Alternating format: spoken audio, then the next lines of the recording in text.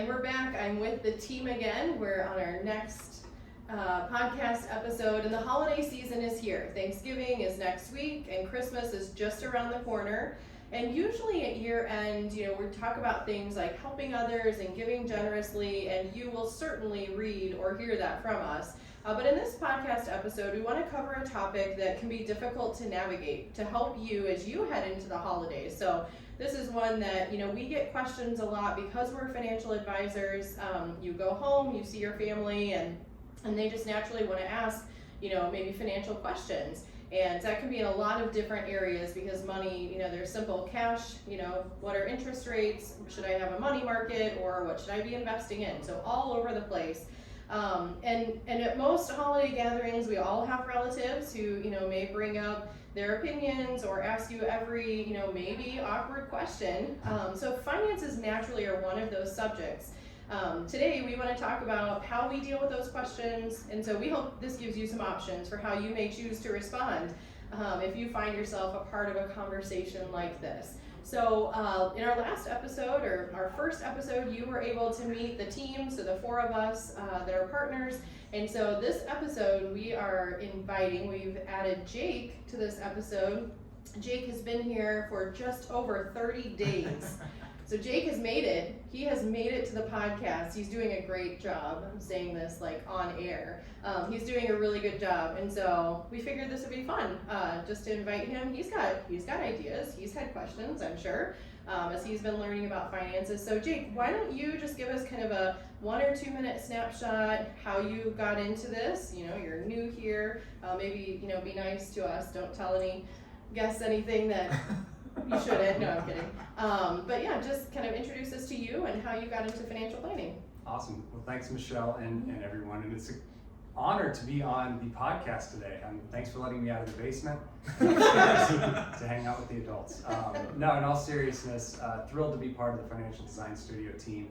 I got into financial planning, recently, I would say, more from a personal finance journey and just loving everything there is to learn about setting yourselves, helping others set themselves up for success in the future, and really helping people remove the anxiety around finances and getting that plan from today and to where they want to go. So I decided to, after 15 years in the corporate world, working for a large biopharma company in northern Lake County, decided to do a complete career pivot into the financial planning world, and I've been working towards my certified financial planner designation for the last 18 months, and we'll be sitting for the big exam in March of 2023. So, really looking forward to that and even contributing more to the team here. So that's kind of my quick story. Absolutely, thank you. That's great, and we're obviously excited to have you and to have you contributing. So thank you. This is going to be good. So I think on most podcasts they say when there's too many voices, it's hard to know who's talking. So we're going to try and do a good job so that you know who's kind of sharing some advice. But we've all been in situations, and we want to be able to just share, what we do when we get questions like this. So I'm just going to kind of open up the table. Just whoever wants to jump in. So what thoughts do you have when I say, how do you answer questions when you get a financial question, or what do you do? What do you talk about? Don't do it.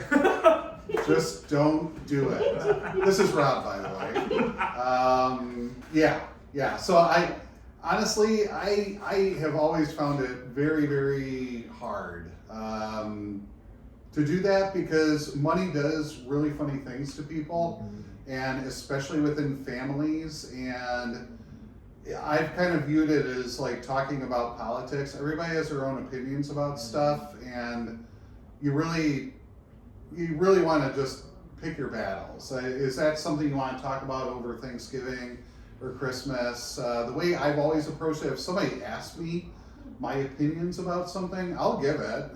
I'll just give them my unvarnished opinion about whatever they ask. But I would be the last person to pipe up and say, hey mom, I think the way you're investing your IRA is terrible. So I would never say that. So so I would my approach is don't do it. I love that. So while we laugh, that is an option, just not engaging in it, and just trying not. You don't want to be the know-it-all. You will hear in other episodes where what we do at investing takes a lot of humility, and so it's really important that we don't want to come across as the people who know everything. So what other thoughts? Well, this is Jake again, and I think it's an opportunity to connect with people and understand where they're coming from. Specifically, if people are talking about whatever's in the financial media, it's never good, right? They're not gonna put out all the positivity going on in the world, specifically when it comes to markets or interest rates or mortgages or the economy or anything like that, because that's not going to get as many views. So we get that. But I think it's good just to clarify. Hey, tell me more about what are your thoughts about that, and really asking better qualifying questions, especially to family, versus trying to teach them. But I'm with Rob. I'll certainly give opinions if asked, but I really think it's an opportunity to have a discussion around, well, all right, so you're invested in X, Y, or Z, for what reason? And what are your expectations for that? When do you need that money? What are your timelines? And it really comes back to just, if they don't already, getting them thinking about, wow, what is the plan that I have for myself or for my family? And maybe that does need some tuning up or some refreshing, and that's a big part of it is to have that plan, knowing that it's going to change down the road. So I kind of view it as more of an opportunity to have a deeper dialogue if warranted. But don't get me wrong, Rob, I don't want to have that conversation on the Thanksgiving table either. Let's talk about the Lions game. Mm-hmm. Yeah, we can almost maybe we should identify our holiday conversation personality. So Rob is the avoider, Jake is the engager. We'll see what Trevor and Steve come up with, but no, it's kind of like these are options that you have. So Trevor and Steve, do you want to share kind of your initial instinct?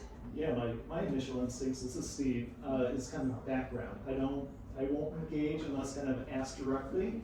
And most of the time when I'm asked directly, it's kind of what my relationship is with them. So it's probably more tax related. So there's usually a no-lose situation because everyone hates taxes, no matter how your political affiliations fall or how much or little you make. No one likes taxes. So I get to be an ally with them. How do we reduce your taxes? How do we keep more money in your pocket? So a lot of times it's figuring out if it's deductible. It'll be the question, hey Steve, I'm thinking of doing, or it's almost year end, should I, and then fill in the blanks. And a lot of times I'll kind of make a joke about it. I'll even reference an old Seinfeld episode where Kramer is asking Jerry, they're talking about write-offs, and Jerry's like, do you even know what a write-off is? So a lot of times it's just explaining, educating, really just, helping the client, family member, friend understand this is how it's going to impact you, this is what you're able to do, here's what's legal, all of that. So I don't avoid it, but I definitely don't bring it up unless asked. Mm-hmm, mm-hmm. I want to think of a name for that personality. Okay, it's a mix. All right, Trevor? Yeah, so this is Trevor. I would say as a part of our team, this is probably pretty much ringing true that I'm probably the most brash personality of our team. Surprise, surprise. Of our team, I don't mind conflict. I'm happy to step into conflict. The reason I step into conflict a lot of times is because I always want to get to a better spot, right? And it's not as if I go out seeking it, but I always want to make sure, hey, we're doing the absolute right thing in that case. So in a lot of cases, when we're having these family conversations of, okay, what about this, what about that, yada yada, I rarely hesitate to share my opinion and think through. But I think it is important to make sure that you get their perspective fully understood, right? Because if you go off too quick, which I would I would admit that I have a tendency to do sometimes.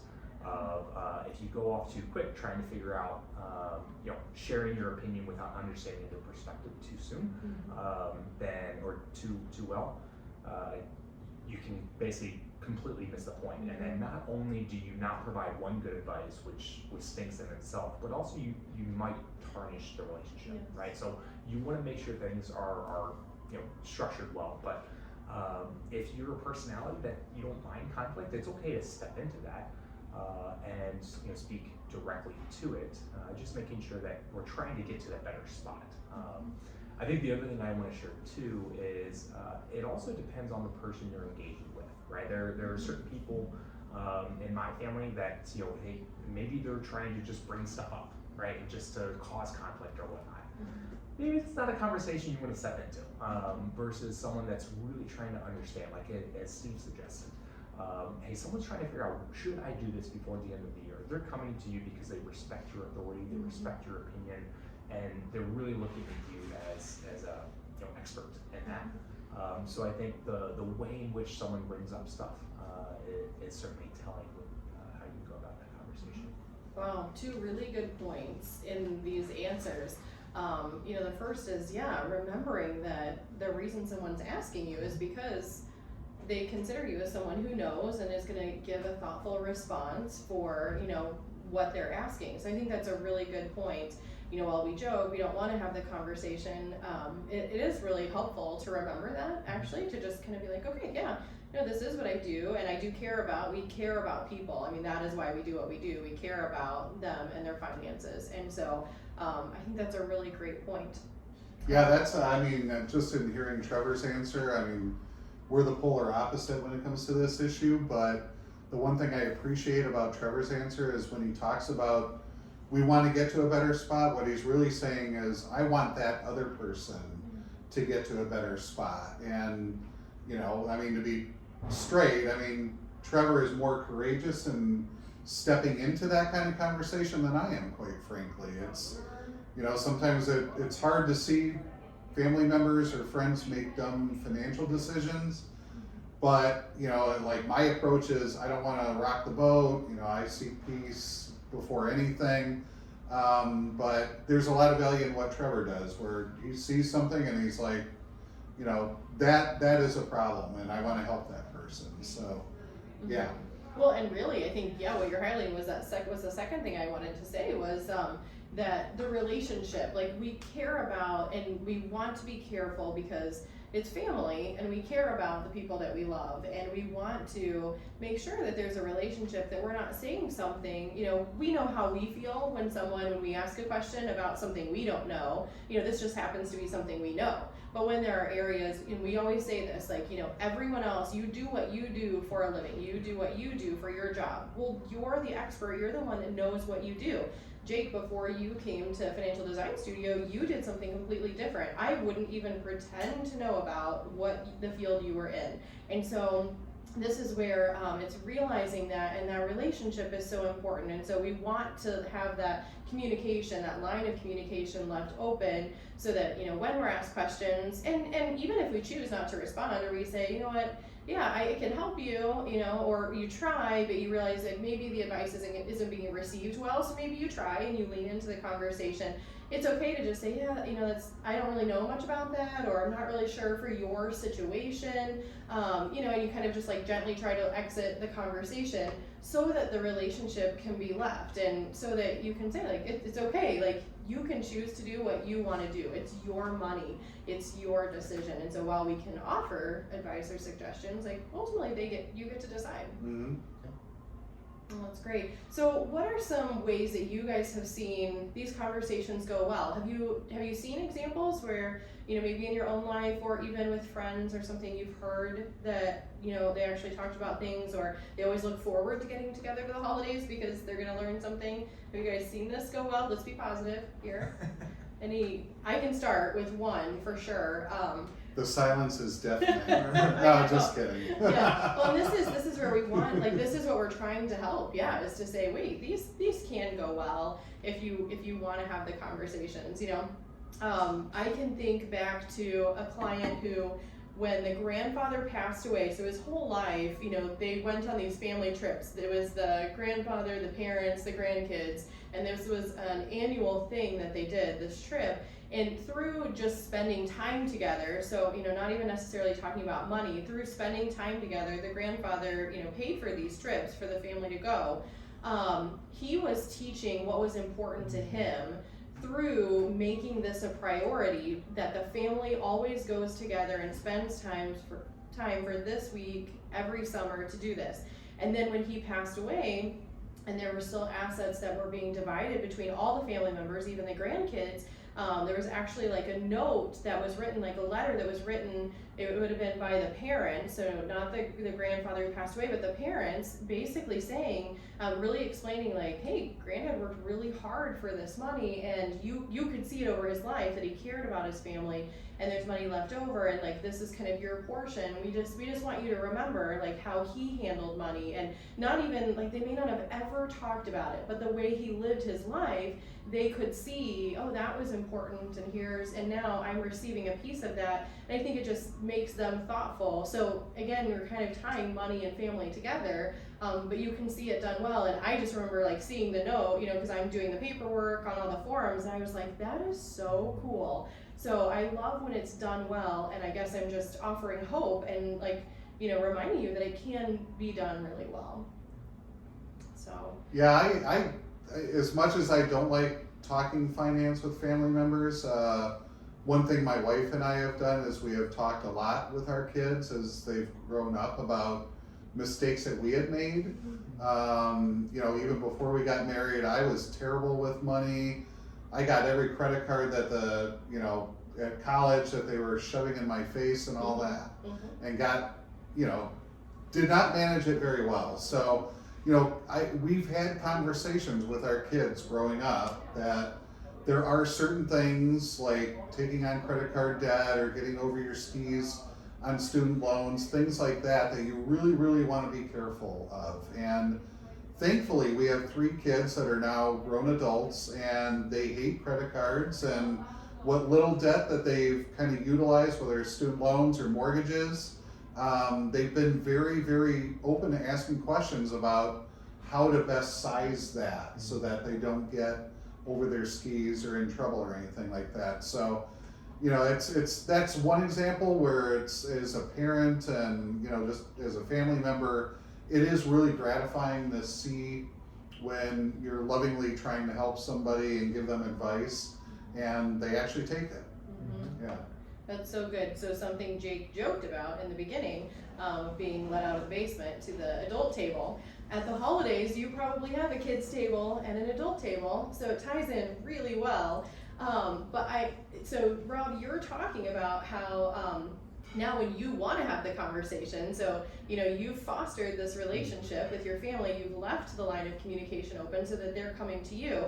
So I want to switch it around a little bit, and now let's say you're the one wanting to have the conversation. So there's a few different examples here, and anyone can add and kind of provide some, what you would do or how you've seen this. But I think when we come together for the holidays, we have extended time away from what we're doing every day. We're coming together, out of our environments, maybe a different state, maybe a different town, and we're saying, hey, I don't have to focus on work today, so I can focus on you. Some people purposely say, hey, we're gonna be together for the holidays. I really wanna let my kids know this. I really wanna talk to my parents about this. So let's talk about a few different instances. I'll, give you some ideas, and you guys can kind of chime in here, but like parents when they're wanting to tell things to their adult kids, parents when they're wanting to explain some things to their young kids, or kids to their parents. I guess anything where you guys have said, yeah, there was a time we wanted to say, yeah, we got an estate plan in place.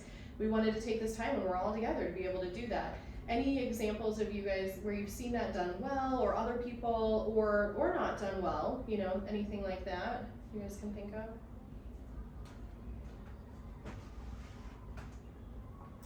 Yeah, this is Trevor here. The example that I have is, I would say my parents did an exceptional job of sharing with my sister and I and our spouses, once we both got married, kind of the makeup of what their financial situation was like. And not only that, but the lessons they learned along the way. So a lot of kind of echoing what Rob shared as well. But for us, it was one of those things that we realized that the more open and the more transparent you can be about your finances, the more that there's not ambiguity. So that if something were to happen, you know exactly what mom and dad want. You know exactly where everything is. You know exactly how to handle things because you're open and transparent ahead of time. So that's where, from my experience, I feel like my parents did an absolutely phenomenal job of setting us up well from that perspective. But Yeah, so that's my Mhm. experience. That's great.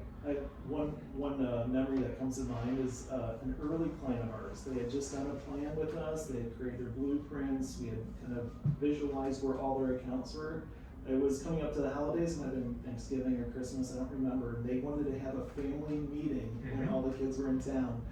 And after the kids all sat down, and after they learned that mom and dad were not dying, because that's what they thought the meeting was about, was to say that one of them was passing away. After they learned the purpose of the meeting was really the mom and dad saying to their adult children, we have everything in place. If anything happens to us, contact these people, meaning me at that time. They'll have all the answers. They'll know where everything is. So I think it was ultimately a relief for their kids to know that they don't have to worry about mom and dad. They had everything in place. They had a plan. The accounts were all taken care of should anything happen. Yeah, and they actually kind of threw a party. I mean, it was literally a party. Like, they had food, and all the kids were there. So it was, yeah. And they invited us. And we were there too. Which they were obviously a friend. It was fun.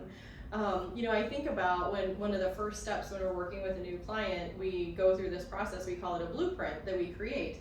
And the purpose of this is so that you know the structure of your finances, but there's no dollar amounts on it. And early on, as we've used these, you know, we tell clients, like, this is something you can use, you could give to your kids. They don't have to know how much money you have. They don't have to know everything. Like, you can decide what they know, but it's nice that they know, just like Steve said, that there's a structure in place, that someone, that they're thoughtful of it, they're taking care of it. And so these are tools that, you know, as we work with clients, these are some of the reasons why we do what we do, because it gives them a way to be able to share things like this. Yeah, there's been some really fun instances where clients have printed that, put it in a lockbox, maybe emailed it to all the kids. One even asked us to print it poster size, 24 by 36, and he framed it in his office, in his den, so that his family could see it every time they came over. So yeah, there's nothing on there that was revealing, meaning the account values, but it was the structure, the bones of their entire financial life, all on a poster. Exactly. I love that, Steve. If my wife's listening, she now knows what she's going to get for Christmas. A wall-size Hold on, blueprint. I think we need a little bit of marriage advice here. We'll save that for another time. But this is really, really interesting, and I think there's so few people out there that have, and maybe this is a great takeaway for those listening. You know, if you're thinking about what has been said and you don't have all this in place, what a great opportunity to start to put these pieces together. If you need some help, obviously we're here. But just to have full transparency for if ultimately, you know, the worst does happen, that those that you leave behind are taken care of. I think that's awesome. So we turn this from holiday talk to making sure we have all our estate documents in order. I like that. That's a great transition. But one thing that I do, and this is probably the financial nerd in me, is I have nieces and nephews that I don't see that often, but we will around the holidays. And I like to get out my financial calculator and go through some compounding interest examples with them. But this is real fun. Uncle fun. I am the fun uncle, but maybe not around gift giving, because they know if it's birthday or if it's, you know, at Christmas, they're getting $5.29 deposits from Uncle Jake and Katie. Nice. And you know, they look at me. The older ones are starting to be teenagers, so they're like, this is not cool at all. Are you the one that gives out apples at Halloween? Walnuts and toothbrushes. But you should know Jake does ultra marathons, so that's another podcast. But yes. Yeah, inside the mind of Jake. But no, I think so. That's just something to where, you know, I am being a little bit silly, but I think showing young people the power of compounding at an early age. Now they're not, you know, employed yet. They're 13, 12, but just to kind of pique their interest in that, whether they have any or not, I'm going to continue to reinforce that. And just the power of having a plan early, starting to save what you can when you get that first, you know, earned income into a Roth. I mean, just what it can do for your future self is so fun and awesome. So yeah. Jake, you'll be getting a bunch of thank you notes when they're in their college years. Yeah. Exactly. Pulling money out of those 529s for college expenses. That's the goal. Yeah. Yeah, well, and as through the podcast episodes, you're going to hear this, but all of our stories and how we got connected to finance and how we ended up getting where we are, a lot of it, like, it started in middle school and high school, you know, during a career. And so, like, as we talk about these things, we realize the importance of it. That's why we do what we do. And so I just love that we're talking about this and realizing, you know, even for us going into the holidays, just to remember how important, you know, money and finances are, but that ultimately it shapes relationships. It helps us learn about people. We are sharing our stories of who we are and what's important to us just in the way we live, not even just what we say. And so people see how you live, and all of these things are just so important. So yeah, I love how we're talking about these. You know, I can think of a few tips that I hear very commonly. People go away for the holidays, you know, clients will go and or a family member, you know, and oh, I heard, you know, so and so at work say this. And you know, even commonly, like really early in my career, I can remember people, you know, saying, oh, this stock, I bought it and it's up like 50%, 100% this year. And I've always thought about that, you know, because then you're kind of like, oh man, I'm not doing a good job. But I always remind myself that people are always excited to tell you the good stories, the good stock choice they made, but they don't tell you about the 10 or 20 others that they lost just as much or more, because it's, you know, not as fun to say those. It's much more fun to say, I picked the right one. And so I think just really, you know, being mindful, having perspective that when people are sharing with you their success stories, that's great. Just remember, you know, and don't ask for, you know, what about your failures? I've never asked that question. But I think that's just something interesting to, you know, think about and just to be mindful of, is just, you know, have perspective. Remember that you're hearing the good stuff. So there's a few different options, I think, as we've talked through today. You know, there's different ways that we can handle this. So we can just, you know, let people say what they want. They can just, you know, share what they want. We can just listen. We can just let them talk, or we can lean in and kind of try to encourage them to, you know, think about it a little deeper. But just because you don't agree with someone doesn't mean you don't always have to give your opinion. Like, it's okay to just let them share, and you don't have to be the right one in the room just because you're the advisor. Just be a good listener, right? Exactly. Like, so much is just listening and just saying, okay. And when they ask your advice, great, now's your opportunity. But it's okay to just let them share their ideas and just listen. And I think a lot of times, like, you know, Trevor, you were alluding to, people come to you and ask questions because they trust your opinion. I think sometimes those things, those times of just listening and just letting someone else talk and not having to be right, are what shape people's trust in you, because they know you have opinions and thoughts. And when you don't jump in and chime in to always be right, they realize that, okay, well, when I'm, you know, maybe I will ask because I really care what Trevor thinks, and he's not saying. So, and then, you know, finally, if you're in the mood for the conversation, which, you know, go to Jake's Thanksgiving because he is ready for the conversation. You know, this is interesting, Jake. We're gonna see over the years as you get started here, if you're kind of like, nope, if you change to Rob's answer of don't have the conversation. No, this is really good. So it's funny, we've gone from like the kids table to the adults table. Any, you know, final advice you guys have that you want to give? I think this has really helped to just give perspective. Any final things you guys want to share? Or I you know, like I said initially, there's certain topics, I mean, this year especially, I mean, more recent years, just avoid hairy topics as much as possible. Everybody's got an opinion. Opinions are a dime a dozen. My opinion's no better than anybody else's. So, you know, in this holiday season, I'd say whatever the topic is, if it's historically been a tough topic, just smile, take a drink, whatever you need to do, and just kind of move on. Mm-hmm. Yeah, that's great advice, Rob. I like that. One thing I would say is just, you know, zoom out a little bit. You know, I think it's easy to get fixated on what's happening right now, but it's important to zoom out, understand what each individual's long-term picture is, what their goals are with their money, and zoom out, because, you know, things change, and, you know, we have no idea what it's going to look like a year or even 10 years from now. Mm-hmm. Yeah. I'd say my closing advice here is just do an ego check on yourself. You can always say my experience, my exposure, my feelings. No one can argue with that. That's yours, and they can decide to agree with it or disagree. Mm-hmm. Well, that's really good. I think the final option, if all else fails, just take your plate and go sit at the kids' table. Yes. You know, you can always, I think it's just important sometimes just getting up and moving to a different spot. And I'm not saying like in the middle of a meal, but you know, just sometimes we have to remove ourselves from a conversation, and you'll know, but I think just being, you know, thoughtful of everyone else, because ultimately those relationships are really important. And so when these topics collide, we don't want to ruin relationships over them. They're so valuable and important, especially now. Well, thank you everyone for joining. I think this is like really preparing us for the holidays, and we're kind of gearing up for these conversations. I think they're actually going to be good. I'm kind of curious to hear what they are, and if we have any, or maybe after this episode, they're not going to talk to us. We'll see.